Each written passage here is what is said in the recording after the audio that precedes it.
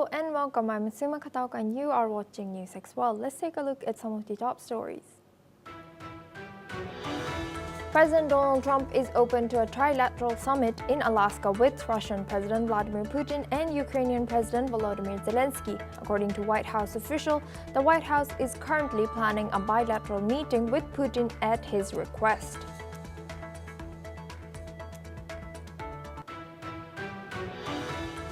Gaza's civil defense has said that Israeli fire killed at least 37 people on Saturday, including 30 civilians waiting for aid, with incidents near a northern border crossing and central Gaza, leaving nearly 230 people wounded, while spokesperson Mahmoud Bassal also reported strikes and a drone attack near Khan Yunis. Tens of thousands have protested in Tel Aviv on Saturday against Prime Minister Benjamin Netanyahu's plan to expand the war in Gaza and seize the Gaza city. Netanyahu's security cabinet approved the operation on Friday despite domestic backlash, military rumors of dissent, and international pressure. 3 Thai soldiers were injured, one losing a foot after triggering a landmine near the Cambodian border. Days after both countries agreed to a ceasefire, Thailand accused Cambodia of violating the Ottawa Treaty and its sovereignty, while Phnom Penh denied fresh planting mines and warned that such claims could jeopardize the truce. UN talks on Geneva on a landmark plastic pollution treaty are stalling, with countries deeply divided over the scope and ambitions of the agreement. Negotiators warned that progress remains slow despite growing global pressure to tackle the environmental crisis. India's ambassador to the United States, Vinay Quatra, has discussed energy security, national interests, and boosting energy trade with South Carolina Senator Lindsey Graham, who earlier has warned countries still trading with Russia. Ambassador Quatra has shared New Delhi's perspective on strengthening energy cooperation between India and the United States.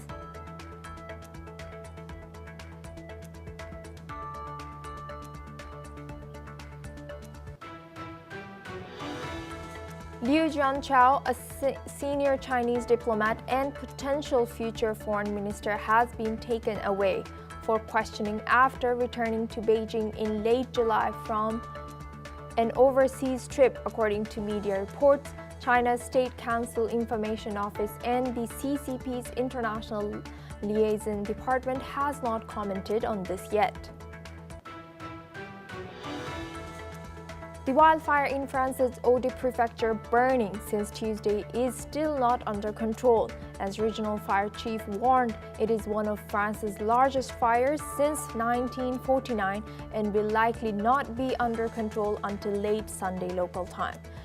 The wildfire has killed 1 person, injured 19 firefighters and 6 civilians, according to local media reports. The Palestinian president and foreign minister, as well as the foreign ministers of Turkey and Egypt, have issued separate statements, both strongly condemning the Israeli security cabinet's recent plan to take over Gaza City entirely. This comes after Israeli Prime Minister Benjamin Netanyahu's office said that the security cabinet has approved a plan to take over the enclave's biggest city and that the Israel Defense Forces will prepare for the takeover. However, they have also mentioned that they will be distributing humanitarian assistance to the civilians outside the combat zone. Warsan Agabekian Shahin, Palestine's Minister of State of Foreign Affairs and Expatriates, stated that Israel's decision, while deeply disappointing, is hardly surprising. Agabekian emphasized that only the Palestinian government in the West Bank has legitimate jurisdictions over Gaza. Turkish Foreign Minister Hakan Fidan has also said that the international community is aiding Gaza and Israel is obstructing these efforts. He said that it is pushing Palestinians towards famine in an attempt to force them to abandon their land, further adding that Israel's decision to take over Gaza City marks a new phase in its expansionist policies. Meanwhile, Egypt has said that both Turkey and Egypt have conducted comprehensive coordination on the Gaza issue. He has stressed the need for the other countries in the region to unite and take concerned action against Israel Prime Minister's takeover plan.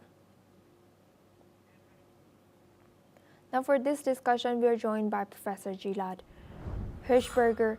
He's a political psychologist at Reichman University, joins us live from Israel. Thank you, Professor, for joining us today. Good to see you. Now, how might this strong condemnation from Palestine, Turkey, also Egypt, does it have any impact on Israel's military and diplomatic strategy regarding Gaza City's takeover?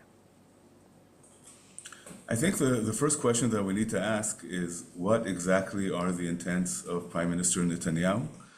He's been speaking about Israel taking over Gaza City and a full takeover, which means a civil administration over the city, etc.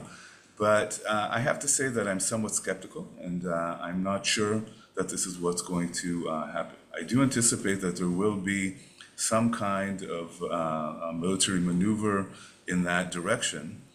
But it is possible, and I'm saying this with some caution, it is possible that Netanyahu is playing chicken with Hamas. And what this means is that he is raising the stakes and is announcing a plan to take over Gaza, while what he really wants is for Hamas to blink first in order to reach an agreement. And so international pressure at this point is not likely to have an enormous effect. And Professor, what about the domestic pressure that Israel is facing, or current Netanyahu's government is facing?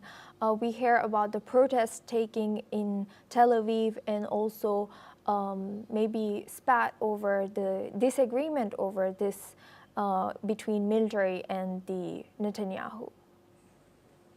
Yes, so that's definitely an issue. Israeli society is divided. Or actually, I might say that most Israelis, if we look at opinion polls, most Israelis would like the war to be over, want the immediate release of all the hostages. The Israeli military is spread thin. They've been in conflict, in war for over a year, nearly 2 years. And very few people would like to see us enter the Gaza Strip and engage in an intensification of the conflict.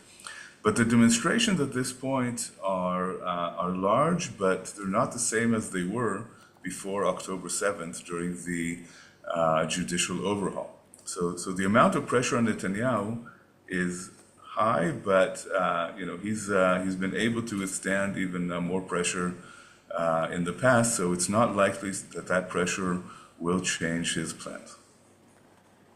And now this call for other countries to join in by Egypt and Turkey, do you think any other countries will join this condemnation of this plan? Do you think other countries in the Middle East especially? Well, I think, first of all, Israel is being condemned by almost everyone in the world today. That's something that's been going on for a while. But I also think that we need to consider the difference between the explicit public statements of leaders of countries or foreign ministries and what is actually being said behind closed doors. So if we take the Middle East as an example, I'm quite sure that many countries in the Middle East, including the Gulf states and Saudi Arabia, would like to see Hamas removed.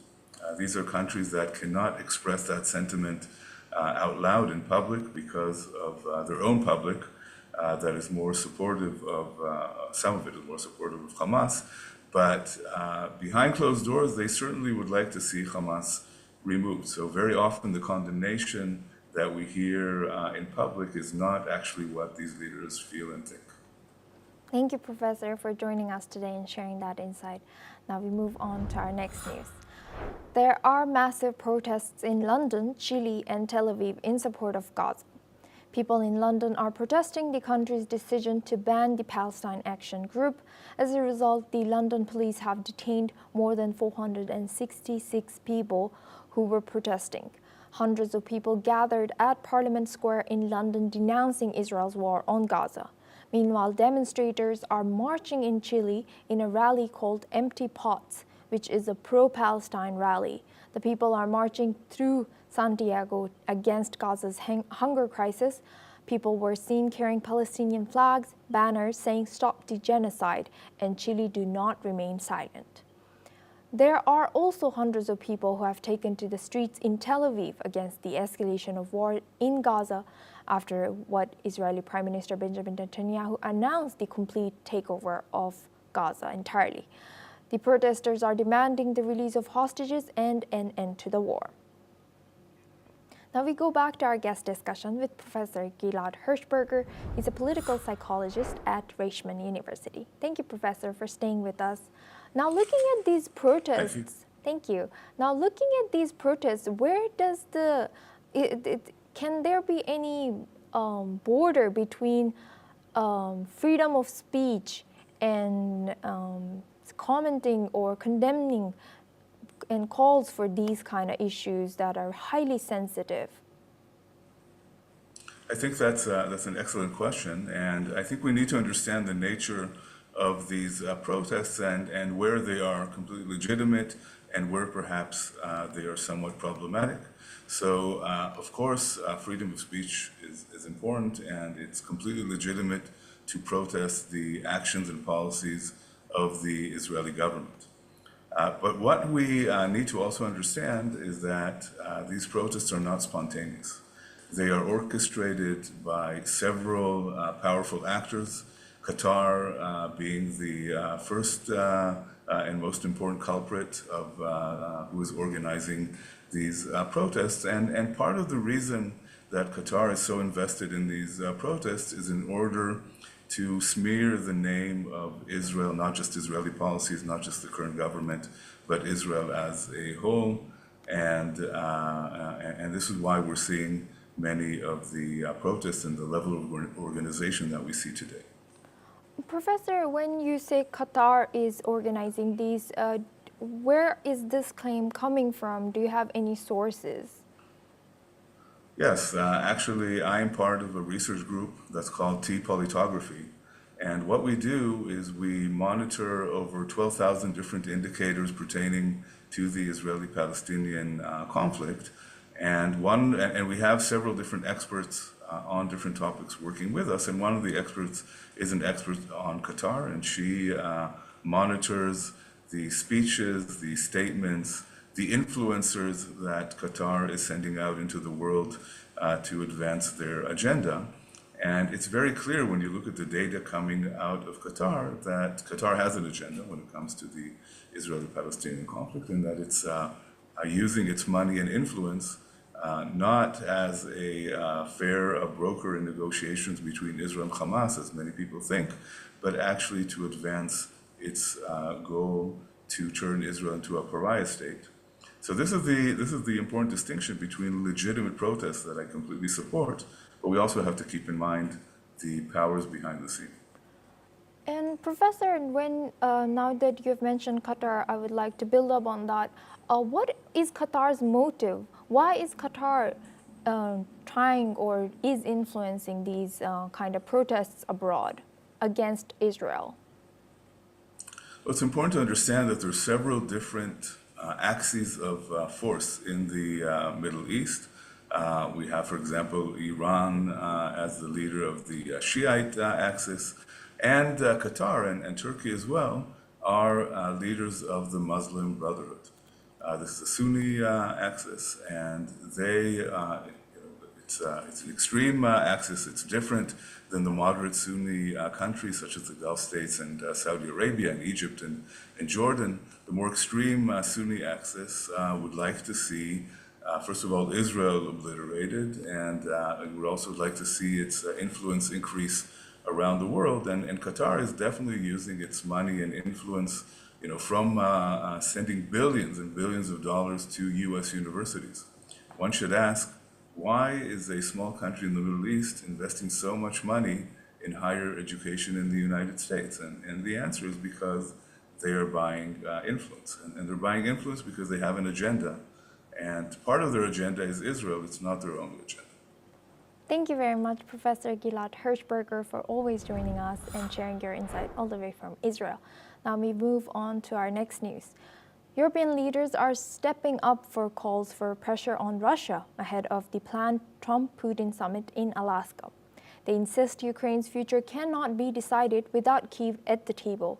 A joint statement from top EU leaders reaffirms that international borders cannot be changed by force and that Ukraine has the right to choose its destiny. Leaders say meaningful talks require a ceasefire or reduced hostilities, and they pledge continued military, financial, and diplomatic support for Kyiv. The White House is considering inviting President Zelensky to Alaska as well. Meanwhile, UK Prime Minister Keir Starmer and French President Emmanuel Macron have vowed to work closely with President Trump and President Zelensky in the days ahead.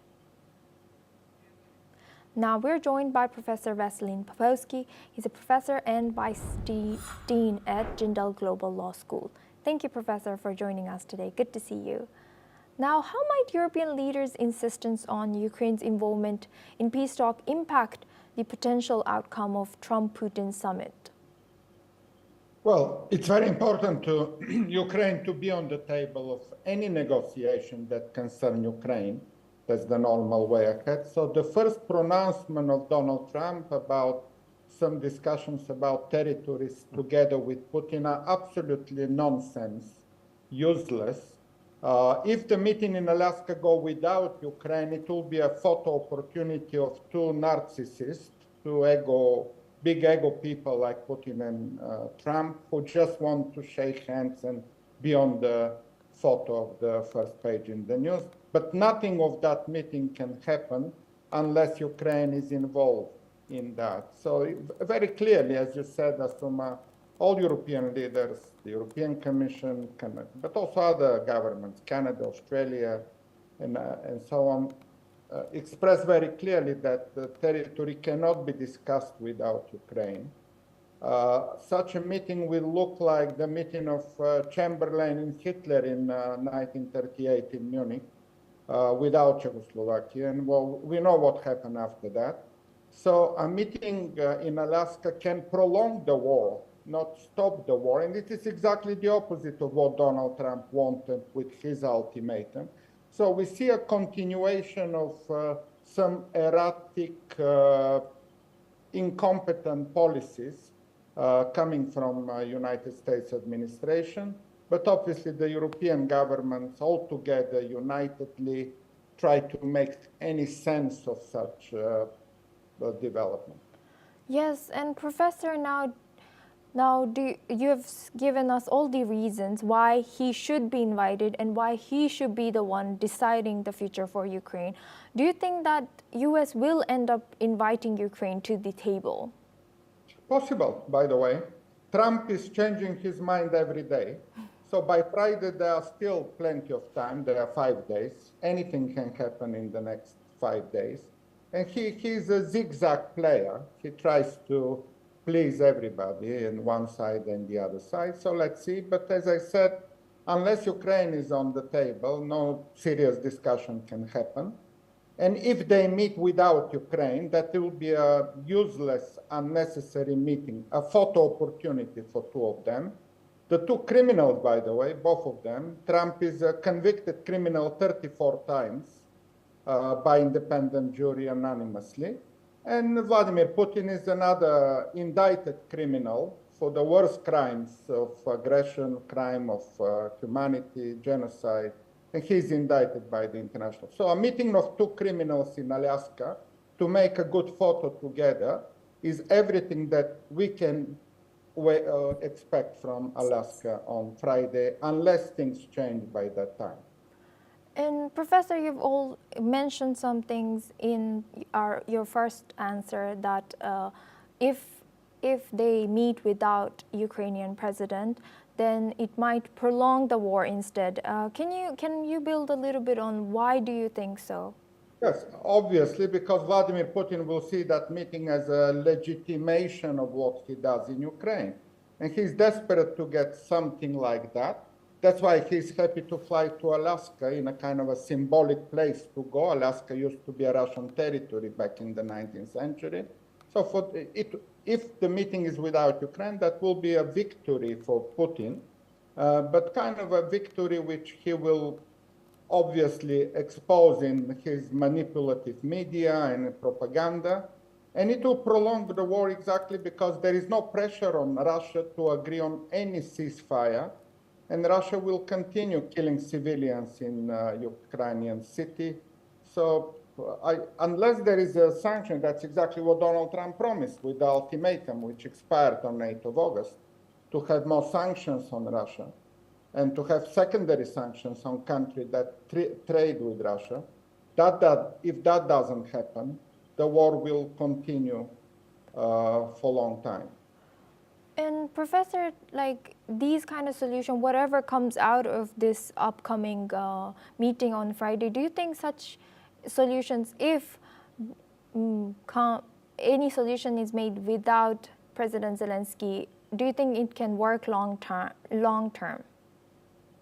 Yes, unless, as I said, unless there is a discussion on ceasefire, if for some reason Vladimir Putin announces a ceasefire on Friday, 15th of August, that could be one outcome to start the real negotiation already with Ukraine on the table about other matters. Then yes, unless we see that, but I'm very, very skeptical that Russia will stop fire on Friday, 15 August. Its demands are absolutely unacceptable. They are against the international law. They are against the United Nations Charter. No country in the world will, apart from North Korea possibly, or China, may accept any, even China will not accept territorial changes in the aftermath of aggression. Territorial integrity and political independence are part of the United Nations Charter. So anything Trump and Putin can talk in Alaska is useless without the rest of the world. The world is 193 countries, and the president of 2 of them are meeting and discussing the territory of another country. That's absolutely illegal, against the international law, against the UN Charter. Nobody will accept that. Yes. Indeed. Thank you very much, Professor Veselin Popovsky, for always joining us and sharing your insight. Now we move on. California Governor Gavin Newsom has called the Trump administration's demand for a $1 billion settlement from UCLA political extortion and vowed that the state will not bow. The administration froze $584 million in federal funding to the university over alleged anti-Semitism during pro-Palestinian campus protests. UCLA says it is reviewing the demand, which comes after similar settlements with Columbia and Brown universities. Chancellor Julia Frank warned staff and students that the funding suspension threatens the university's research work. Newsom's office accused President Donald Trump of weaponizing the Justice Department to pressure America's leading public university system, calling the demand a $1 billion political shakedown. The government alleges UCLA failed to protect Jewish and Israeli students, while protesters, including some Jewish groups, argue that criticism of Israel's war in Gaza has been wrongfully equated with anti-Semitism. Earlier, UCLA agreed to pay $6 million to settle a separate anti-Semitism lawsuit. Now for this discussion, we're joined by Ambassador Pradeep Kapoor. He's a former diplomat, joins us live from Washington, D.C. Thank you for joining us today. Good to see you. Now, Governor Newsom's condemnation of the $1 billion settlement offer as political extortion raises questions about U.S.'s federal-state relations. So how could this conflict influence California's relationship with federal government? So, it's very interesting developments which are taking place in the U.S., also in the academic sector, and vis-a-vis the universities versus the federal government. And California is one of the biggest states of the U.S. with a lot of political weightage, a lot of electoral votes, which impact the central federal government significantly. And many times there are stories about how it wants to become a separate country, etc. So considering all that past track record, Newsom also has political ambitions. He is aiming to run for the presidency in the next 3.5 years when the next round of elections is due. So it is a possibility that he may be the Democratic candidate. So he has to also position himself in that way. Currently, the higher education system in the US is dependent on the federal government, on the State Department in many significant ways. In the sense that if people from anywhere outside US have to apply for visas for education purposes for coming to the US, the State Department controls that entire process. Even when they are in the US, there is a lot of control by the government on their service number, etc., and on the continuation of their studies. So it is very easy for any government to put any sort of pressure on any university in the United States, because one of the major sources of funding for most of the universities is the foreign students. Because the fees which is charged to the foreign students is much higher than the fees which is charged to American students, and also the fees which is charged to the state residents is lower than even that. So there is a lot of differential. So the foreign students are bringing in a lot of money value also in terms of billions of dollars worth of funds coming to the universities. So if the foreign student pipeline is blocked or controlled or choked or stopped, it becomes a very big burden on the university. Then another big source of funding for the universities is the research fund, is the grant funds, which are given by the federal government, which are given by the state government, which are given by the other organizations, including parts of the federal agencies. So if that is stopped, again it becomes a very big chokehold. So for universities not to comply with the request or requirements or diktats of the federal government, becomes very difficult for them to survive comfortably financially in the next few months or years. So every university has a lot of pressure. Harvard University, which has billions of dollars worth of endowment, is trying to fight the federal government on its demands and going to the courts, etc. But how successful an outcome that will be will have to be seen. So UCLA, whether it accepts that or it agrees to the federal government conditions, will also be known in the next few days.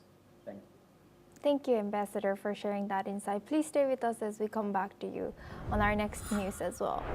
India's ambassador to the United States, Vinay Mohan Kwatra, has spoken with U.S. Senator Lindsey Graham, sharing New Delhi's perspective on energy security and the growing energy trade between the two countries. This came a day after Graham urged India to use its influence with Russia to help President Donald Trump end the war in Ukraine, calling it one of the most consequential steps to improve U.S.-India relations. His remarks coincided with Prime Minister Narendra Modi's announcement that he had a very good and detailed conversation with Russian President Vladimir Putin, during which they discussed developments in Ukraine, reviewed progress in the India-Russia strategic partnership, and reaffirmed their commitment to deepening bilateral ties. Modi also said he looks forward to hosting Putin in India later this year. The diplomatic engagement comes amid escalating trade tensions after President Trump imposed an additional 25% tariff on Indian imports over New Delhi's continued purchase of Russian oil. The new duty, effective in 21 days, will raise total tariffs to 50%, with Trump citing national security and foreign policy concerns. Now we go back to our guest discussion with Ambassador Pradeep Kapoor. He's a former diplomat. Thank you, Ambassador, for staying with us. Now, Senator Lindsey Graham's suggestion for India to use its influence with Russia to end the war in Ukraine. What does this reflect, and how feasible is it for India to leverage this influence? So let's start from the time the Russia-Ukraine war started with the latest round of the war over 2 years back. Now, at that stage, the US imposed a lot of sanctions on Russia. They stopped Russia's capacity to trade in dollars, and they tried to choke the Russian supply of oil on the global markets. Now, since Russia was not allowed to trade in the SWIFT platform, which manages the international trade, Russia then announced that it would trade for its oil in rubles, and various countries then started trading with the Russian oil in rubles, including China and other countries, including India. Now, Indian efficiency in refining oil is very high. The cost of refining in India is lower than other countries. So a lot of the oil started flowing into India for addition of value for refining. And that oil then started flowing back to Europe and to USA in very significant amounts to keep the energy prices somewhat under control. I've seen in US, for example, even our electricity bills have gone up very significantly since the time the Russia and Ukraine war started. Now, if the bills and the cost of electricity in the US and in Europe it has gone up even higher than what it has happened in the US. So it is pinching every household significantly. Now, if you want to control those costs for the future, if this is completely sort of put under tariffs and sanctions and additional tariffs of 25%, the cost will ultimately have to be borne by the consumers in the US and in Europe, even for things like electricity. That will make all-round costs go up, inflation will go up, and the economy will tank. Once the economy starts going down, the voters will turn against the Republicans, and it will become very difficult for the Republicans to win the seats, required seats in the Congress, in the House of Representatives, and in the Senate, where they hold currently very thin margins, very, very thin margins, to win and sort of continue their control in both these houses after November 2026. Now, that is going to be a very precarious situation for the Republicans. If the economy starts deteriorating, if the voters start, going away from the Republicans in larger numbers, and if their votes start getting scuttled because of the costs of electricity and inflation, then, and if they lose the elections for control of the Congress, both upper house and lower house, Senate and the House of Representatives, then the Democrats will gain control of both these houses, and the president becomes what is called a lame duck president for the remaining 2 years of his tenure, over 2 years. So that is a very, very difficult situation for them to be able to manage.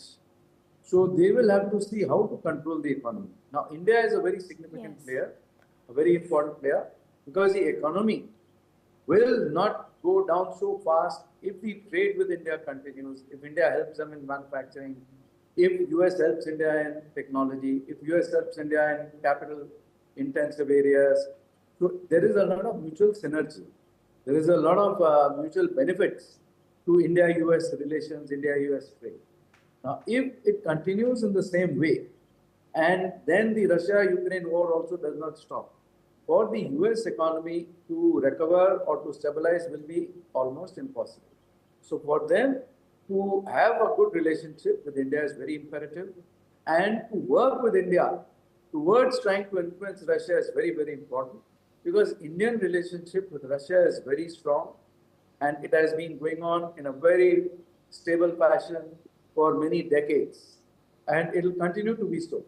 So for them, instead of trying to disrupt the India-Russia relations, they have to try to use India's leverage with Russia, India's influence with Russia, to see how India can help in trying to bring a reasonable and quick resolution of the Ukraine-Russia war, because that will benefit the economies of the Western world significantly. And if that does not happen, it will damage and harm the economies of the Western world even more. Thank you very much, Ambassador Pradeep Kapoor, for joining us today and sharing that insight. Well, that's all we have time for. We will continue to bring more news updates from around the world.